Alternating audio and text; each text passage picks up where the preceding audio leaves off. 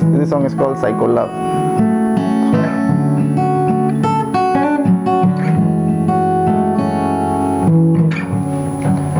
Baby, mahali ulipo nataka ujue,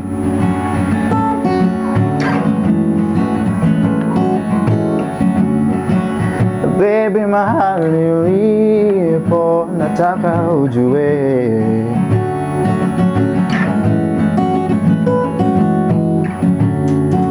mapenzi ulionipa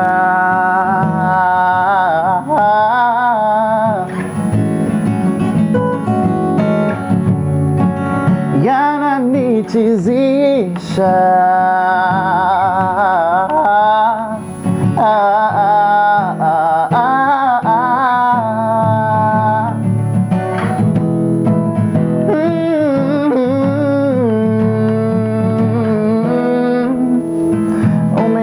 psycho love, psycho, umenipa psycho love, psycho, umenipa psycho love, psycho, umenipa psycho love, psycho love, psycho love, psycho, umenipa psycho love, psycho, umenipa psycho love, psycho, umenipa psycho love, psycho love. Kila time na amka na baki ninajuta, vile huyu dema amenishika na nivuta, na try to kuvuka lakini kwake mini slave, madhare mtanikuta. Oh, this girl amenipa something, say hey love. Oh, this girl is giving me something, say hey love. Amenipa psycho love, psycho, amenipa psycho love, psycho, amenipa psycho love, psycho, amenipa psycho love, psycho love, psycho love. Amenipa psycho love, psycho, amenipa psycho love. Yeah, yeah, yeah.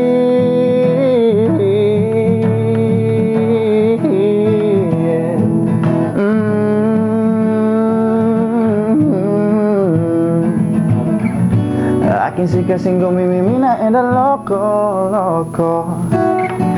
Mimi tuni wake baby names niite Coco.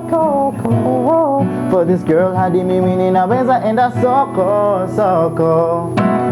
Nina try to break free, yeah, cause this is not me, yeah.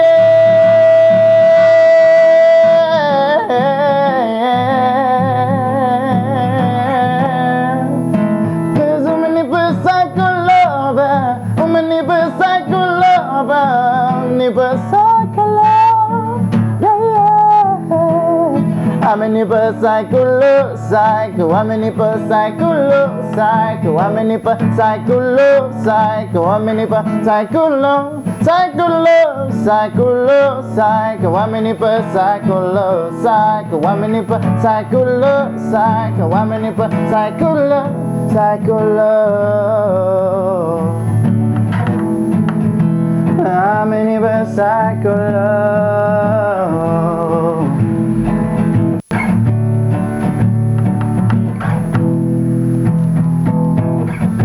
Penzi amenipa ni moto kama chili, nampenda zaidi ya mkosti na pilipili. Kwa hawa wote ni wewe ninataka, hadi sisimami hata wakinipa rasa.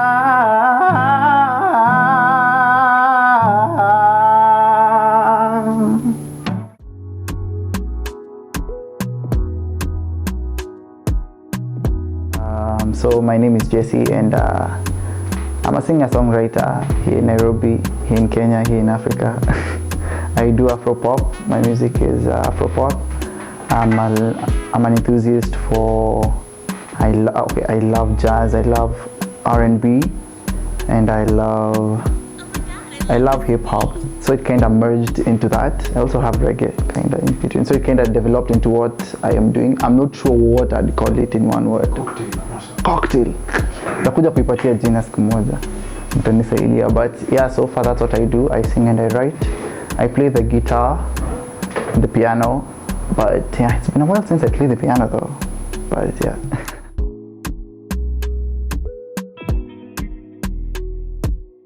So I was high school, I remember I used to, ever since I think, as far as writing is concerned, I can remember I used to enjoy moving, just messing with emotions through words, sort of like naandika story, and I would try to make it evoke as much as possible. That was back in primary. Like I was writing, so like I would just try, I don't know, kuna vile tu ilikuwa inaniita kuandika story, to tell that narrative, try to stretch it a bit such that mtu feel your weight, your emotion, like this character that you made. So writing, I started writing stories probably in high school. That's as far, not high school, primary. That was compositions, and I met this teacher mwenye alikuwa very nice, very encouraging to cultivate that. So high school, I still more or less did the same, but it was less, I was less interested in it because we didn't do as many compositions as we did back then in primary. Okay, candidate. Hey. I started writing poetry towards the end of my high school life. That's when I felt a need to, because I was I guess that period my identity crisis began then. Like that's the period you start asking the hard questions about life, like what do you want to do with yourself, what do you want to achieve, what drives you and such. So at that period uko hapo unaulizwa na mzazi, wataka kufanya nini? Yeah, and they're like, I have no idea, I really don't. You know, you need to, the teachers are just there adding pressure on pressure on pressure, you know, and you're there, you're like, me, I need to pass kwanza before you're all asking me this question. So at that period, I ended up writing a whole lot. I loved how you could play with words and all. I don't know how you evoke something. Like I said, you just that play with emotion. So that's when I wrote. That was writing poetry. I tried for a while to see. Oh, you know, a song is just a song. Ni poem tu imeimbwa. It's not that easy, man. Those are two different lines. So yeah, that's writing. That's how I ended up writing songs. Nilianza tu then. So yeah.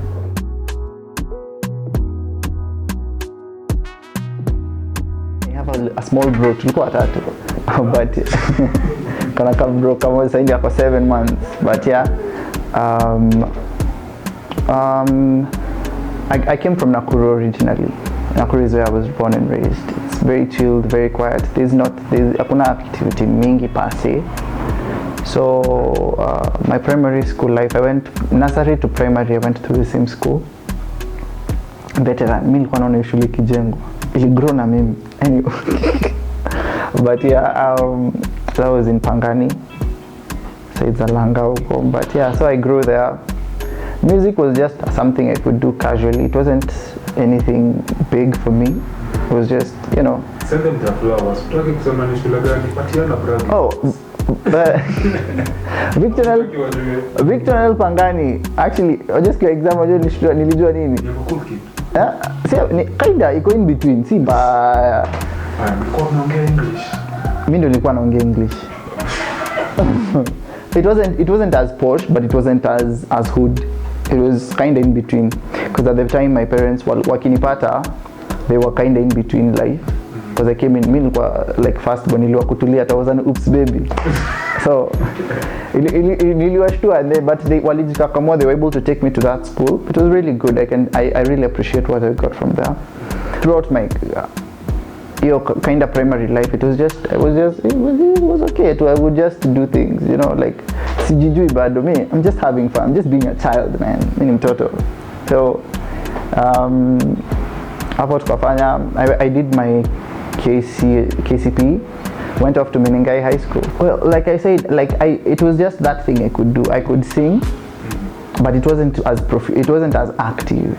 It was yes, there are places you can sing. Hapo kuna hiyo hapo asubuhi presentation time when unaitwa, and I was really confident. I was just that outgoing kid who, you know, be out there, you know. So I did it, yes, but not to the level I was able to do in high school. Like if I compare to high school and campus, kind of makes primary look very small, you know. It wasn't as much activity as you might expect.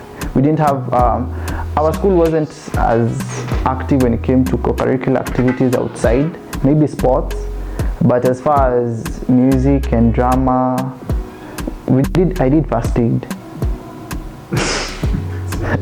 I did St. John's Ambulance for a while at Kafka National. So anywho, So when I joined Menengai, that's when like things started sort of shaping my music, because nilikuwa day scholar for a while.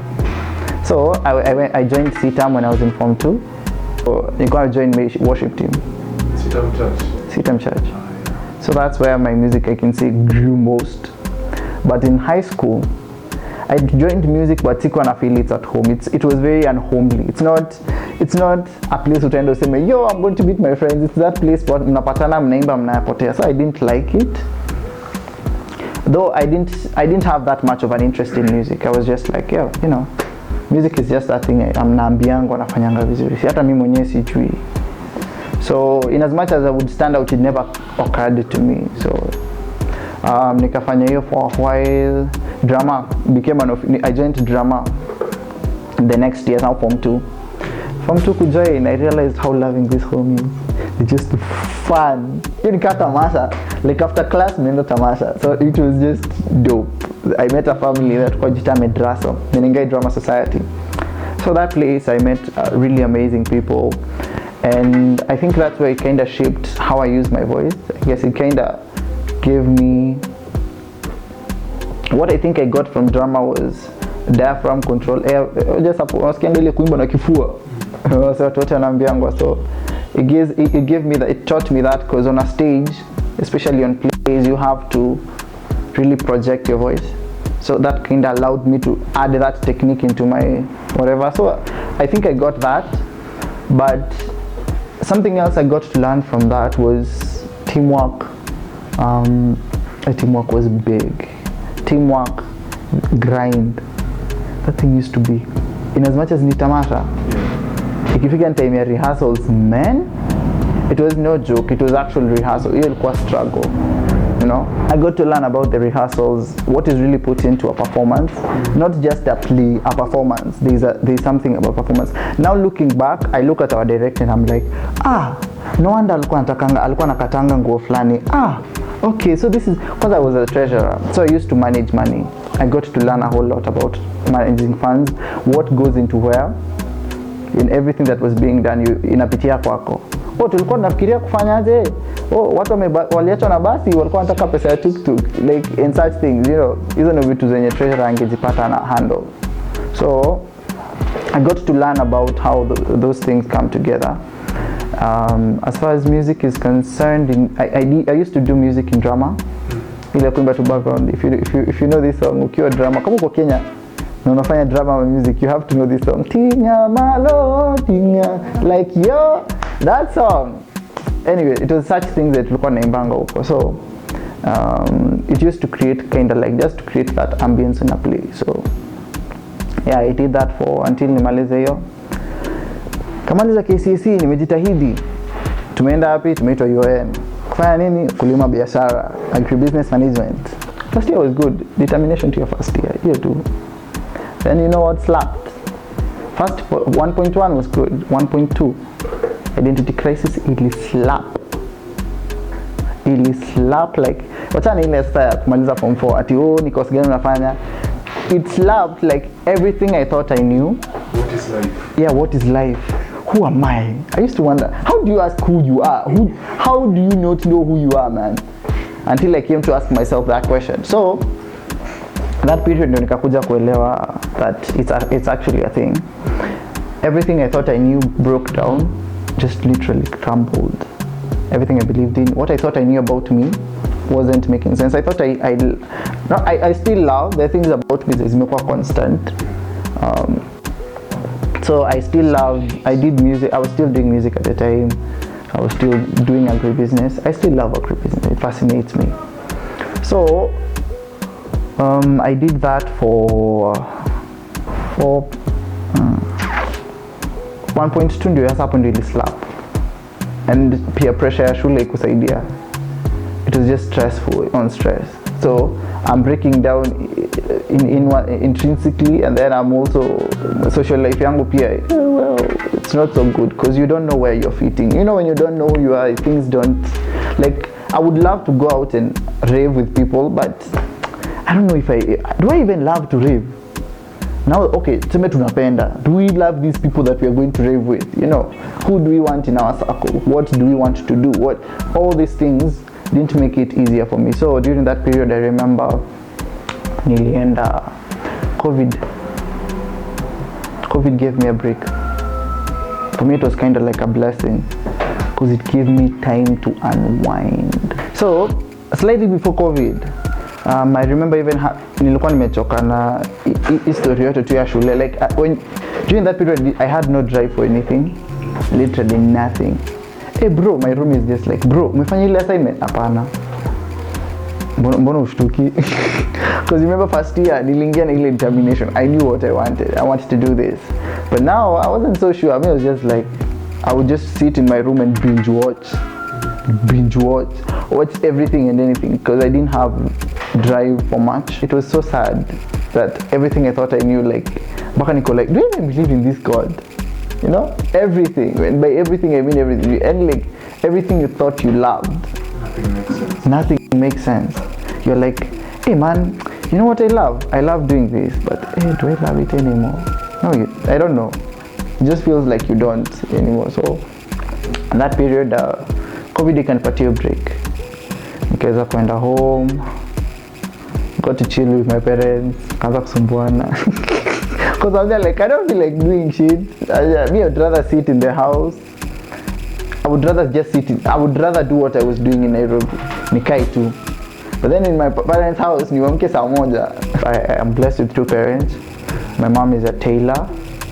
She's a fashion designer. She's been sewing dresses and making dresses for as long as I remember. Since I was born, basically, like, after I came,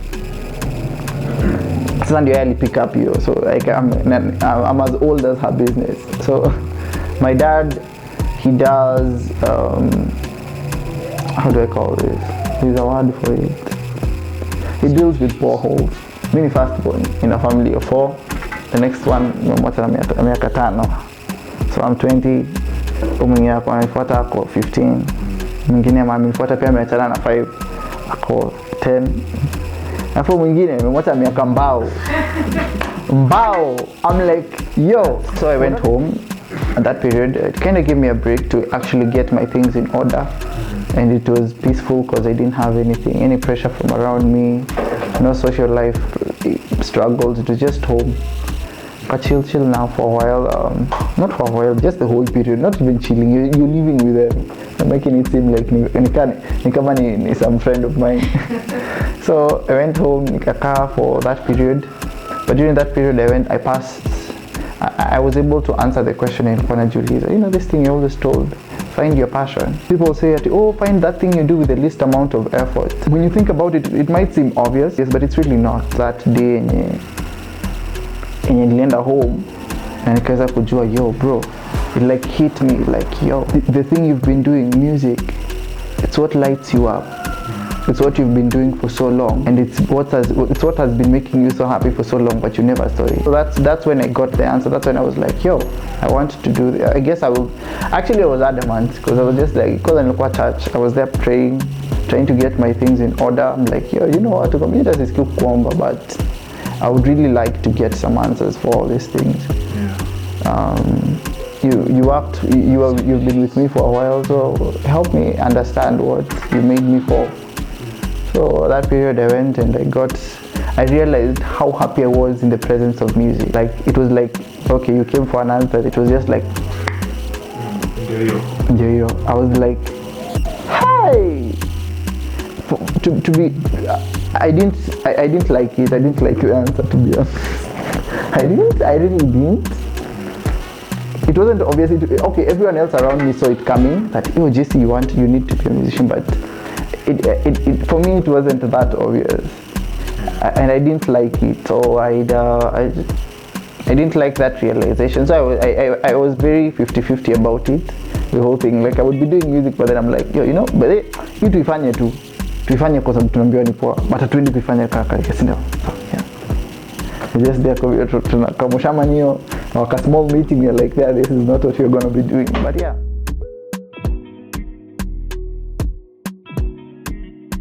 Okay, what I want to do is not how I would put it. For me, it was more like weighing of options. It wasn't okay. So it was something that I had at hand. it was a tool I had at hand. So it was just a choice of, do I want to use it or not? So for me, it was that realization that this is how good my tool is. So the point I realized how good it was and what the potential it had was, I would say, 1.1 when I was in my first year, the first semester of campus. I remember walking around campus and I saw this poster. It was like a large banner. It was saying, oh, Infinix, see if you can sing something, something, something. It was just a singing competition. And I was like, okay, we might go, you know, let's go see what happens. So I took a picture of it and went for the audition. So it was at main campus, tall building. So I went there. That morning, ilikuwa imejaa watu, so many people. So signed up, went inside, did my first song. It was actually an Infinix sponsored thing. So it was sponsored by Infinix, Boomplay, and some other sponsors. It was good. Okay, so the first impression was like, okay, this looks poor. It looks worthwhile. It wasn't those phony editions. It looked legit. So, anywho, went there, sang the first time. Then I got a call back. I was like, oh, okay, cool, I'll come back. So it was just like, oh, okay. It wasn't, yeah, I want it so bad. It was just like, oh, okay. Oops. So I went there for ID the second time. Then I made the cut for the top 10 finally. So the top 10, the lady for mwenye alikuwa na inside, I'm not sure if she's still there in Infinix. She was just like, after sasa ame Twitter, we had like, you know, this after competition thing. So tell us what you think about Infinix. Oh, we were given some promo t-shirts. We're just like, oh, okay, cool. Tuambie nini? Okay, okay. Thank you, Infinix. So we did that, and then after that, tukaitoka Kasako. We are like, yo. So here's what's going to happen, guys. Okay, this is Cynthia talking. Actually, what you'll do, you'll send us your songs by Thursday or something like that. I don't remember the exact days, but yeah, you'll send us songs by this date, and then so we will have a vocal coach. We'll have another vocal coach on such and such a date, and then we will come and do band practice with another band over there. Okay. So the day of the event, I want you guys to know the magnitude of this event. It's not a small event. Didn't slap us. Tulisikia kwanza pena, we were like, okay. Then tukasikia event. Kwani we'll be having calligraph. We'll be having Sailors Gang. We had Ben Soul that night. Nadia, like literally all the names you could imagine. Kenya wenye unajua. I think so. Performance. Yeah, they were performing on the same stage as us. So tulikuwa naambiwa, so msichome, pick really good songs, decide what you'll wear on that day. Usikae ni kama umekuja fundraising. Hatukuja she actually said that. Siku umekuja tulikuja fundraising like an artist. So yeah. Wow, okay. So we got here. Tunaenda home tukijiuliza sasa. I'm just there like, wow. So yeah, actually this is how serious it is. But it didn't slap how big it was. Still, haija hit bado. So tukaenda, we had that performance. So the night of the event we were voting. Tulikuwa tuna vote. Kulikuwa na voting online. After that's when I actually opened my Instagram account. I don't like, funny thing, I have a struggle with putting myself out there. Not even just social media. I'm just like, the reason why I didn't like the whole music thing was just I'll be out there. I'm usually rather socially awkward, I guess, I don't know, something like that, I don't know.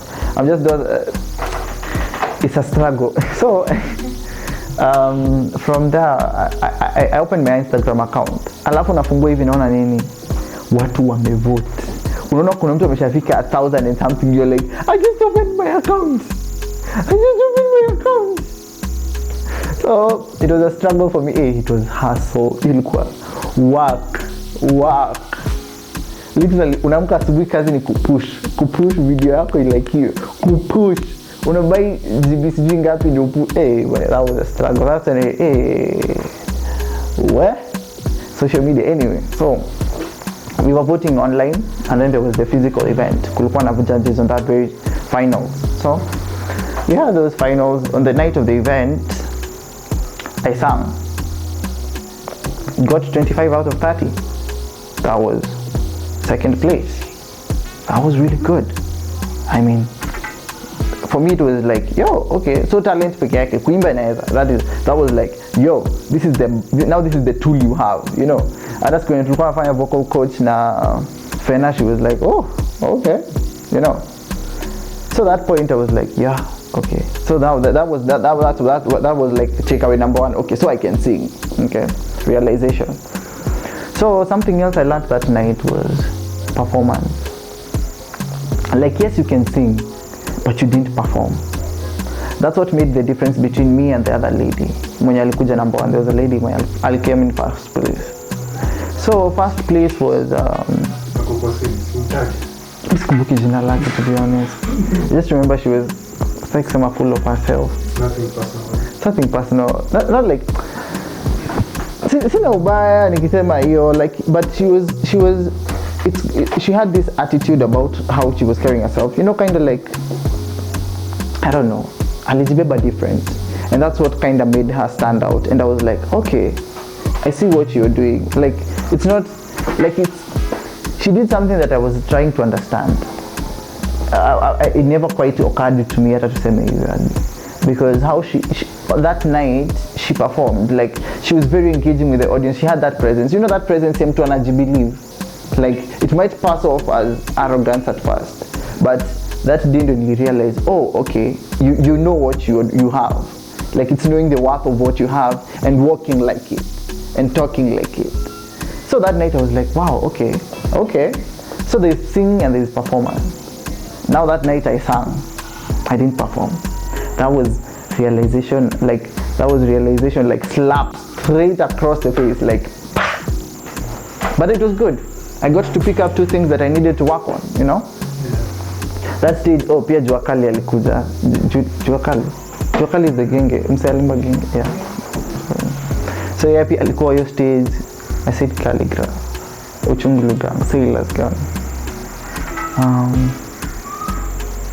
Yeah, literally all those. Ben Sol was actually a judge, and another guy from Mbuthia. So that's the point I realized, oh, okay, so this is the value of the tool I have. So at that point we make connection with the guys tulipatana now, the top 10 tulikuwa now. Somehow mimi nilijipata Power 254, tuko hapo tu tunahang, you know, like, I didn't have friends, I'm not from Nairobi, so those were like kind of like the first friends, more or less. So tukaendanga Power 254. I was invited to Power 254. You know where it is? Okay, cool. Interview ni mimi, so it's like a platform. They used to do open mic places. It's still there. No, they closed down because of COVID. COVID like closed that down as we discovered TV wakafunga. So that period, I went to Power 254, and that place niliweza kuona kuna wasi kuna watu kuna talanta, like someone who can legit sing, write, rap, like unabaki uko wa bro, mbona sikujui, you know. Literally ungekaa hivi mtu anaimba mpaka unasikia kulia, unasikia imeguza vitu uko ndani, uko like, yo, I should be listening to your music right now, mbona sisikia nyimbo zako radio. So at that point I realized there was a disparity. Yes, I can sing, this is the value of tool I have, but it's not it all. See, it's not all it takes. Like, remember the first realization was there's singing and then there's performance. So the first one was like, okay, you sang but you didn't perform, so that's one element. Then there was, okay, so you can have talent but still it won't take you up. So I was like, what is it that lacks between what is the disparity between these two extremes? Okay, so when I went home during COVID, I was curious to understand what all this was about. So when I chose music, I was like, I don't want to be that person. So I don't know, I'm still working, I'm still on the journey. This story is enda mbali.